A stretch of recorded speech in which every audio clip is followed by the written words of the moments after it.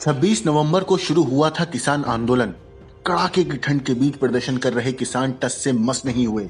मजबूत इरादों के साथ वो आंदोलन को आगे बढ़ा रहे हैं। किसान आंदोलन के खत्म कराने के लिए सरकार की तरफ से कई दौर की कोशिश हुई। किसान संगठनों और सरकार में बातचीत के कई दौर चले, लेकिन नतीजा अब तक सिफर निकला। मगर इसी बीच नरसिंहपुर जिले से एक हैरान करने वाला मामला सामने आया है, जहां एक बुजुर्ग किसान के साथ उसके 2 किसान बेटों को पुलिस और बिजली विभाग की असंवेदनहीनता के चलते सर्द रातों में 3 दिन काटनी पड़ी जेल। आपको जानकर हैरानी होगी कि ऐसे किसान को भी जाना पड़ा जेल, जिसके नाम से मीटर पर कोई बकाया ही नहीं था। जी हां, पूरा मामला नरसिंहपुर के मलहनवाड़ा गांव का है, जहां पुलिस ने वारंटों की तामीली इतनी अदायगी से की कि लगता है सबसे बड़ा जुर्म इन किसानों ने ही किया था।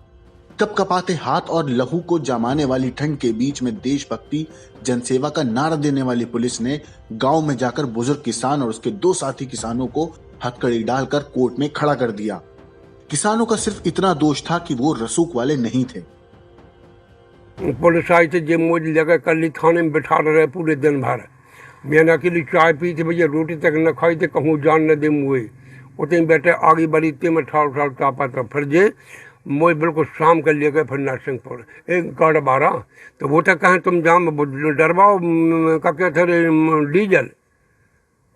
तुम लाए भैया डीजल से देखे भैया ने बेटे एक ही बुठाने वाको बाम बकरने जमा तो 500 रुपये दो, तो भैया 500 रुपया दे उतने भाई बैठा रहे। बाकी बाद फिर ले गए नरसिंहपुर, भैया करियाई पर लगी दचड़ में इतनी भारी बुरी गियल रहे। मैंने भैया अपन तो नहीं आए भैया। फिर भाई जैसे नरसिंहपुर ले गए, वो तो मैडम आ गए, सब आ गए। वो तो कोई प्रकार कौन से केस में जेल गए आप? है जी, कौन से केस में ले गए? मैं जय बता रहा हूँ, जो बिजली को पैसा यार 2000 रुपया।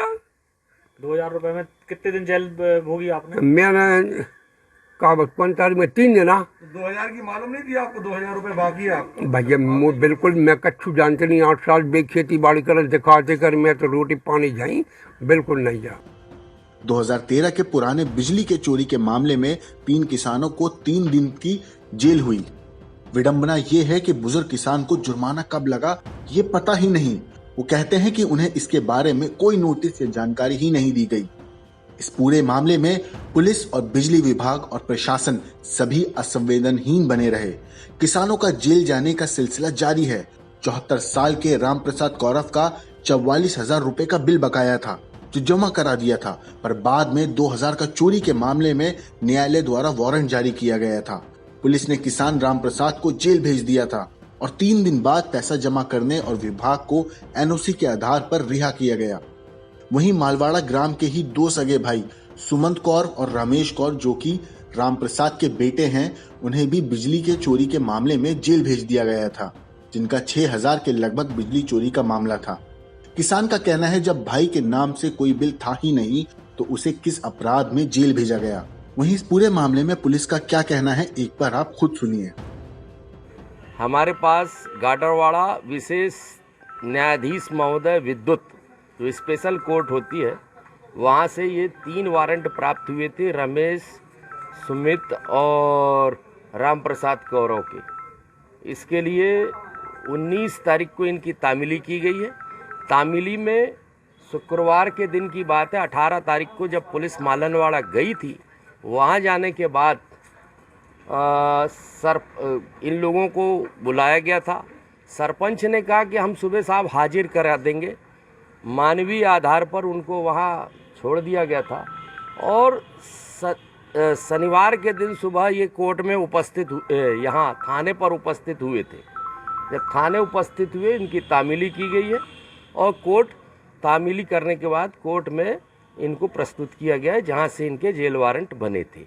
विद्युत 135 और 138 विद्युत अधिनियम से संबंधित ये प्रकरण थे।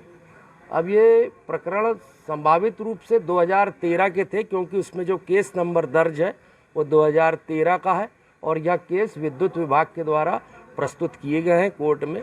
वारंट की तामीली भर पुलिस के द्वारा की गई है। अब सवाल ये है कि अगर किसानों ने पैसा जमा कर दिया था तो क्या बिजली विभाग का फर्ज नहीं था कि इसकी जानकारी कोर्ट को दे? और अगर वारंट किसानों के निकले थे तो पुलिस को भी इतना संवेदनहीन नहीं होना था कि तुरंत गिरफ्तारी की जाए। कुल मिलाकर पूरे घटनाक्रम पर कई सवाल खड़े हो रहे हैं, जो कहीं ना कहीं प्रशासनिक तालमेल पर सवालिया निशान खड़े करते हैं। ब्यूरो रिपोर्ट, क्राइम तक।